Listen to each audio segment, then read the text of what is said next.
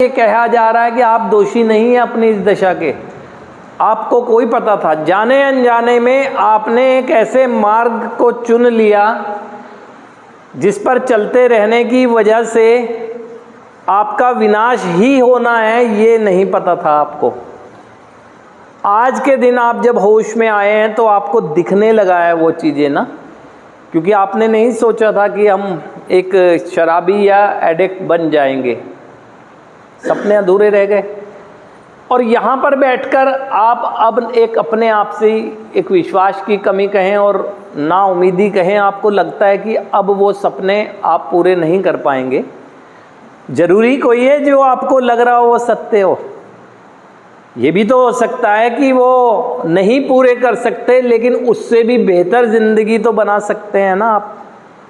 ये किसने कहा है कि नहीं बना सकते, है ना। कहते हैं कि भाग्य में नहीं है, भाग्य नहीं। अगर मैं कर्म ऐसे करूँगा ना तो भाग्य को ही बदल दूंगा, जैसा चाहूँ वैसे भाग्य लिख सकता हूँ अपना ना कर्मों से। और आप अपने को निराश होकर रोक दिए रहते हैं ना, रोक देते हैं आप अपने को ना। अब वर्तमान क्षण में आप केवल अफसोस कर रहे हैं, दर्द महसूस कर रहे हैं, दुख में हैं, और इस दुख की स्थिति में भी अब आपका चुनाव सुधार होता है। आप सबकी चाहत यही है कि मैं सुधार में चलूं, ये है चुनाव आपका। सुधार आपका चुनाव है तो सुधार की जिम्मेदारी भी आपकी है। अगर सुधार मार्ग से भटकेंगे तो भी जिम्मेदार आप ही हैं, अपनी इस दशा के दोषी नहीं हैं आप।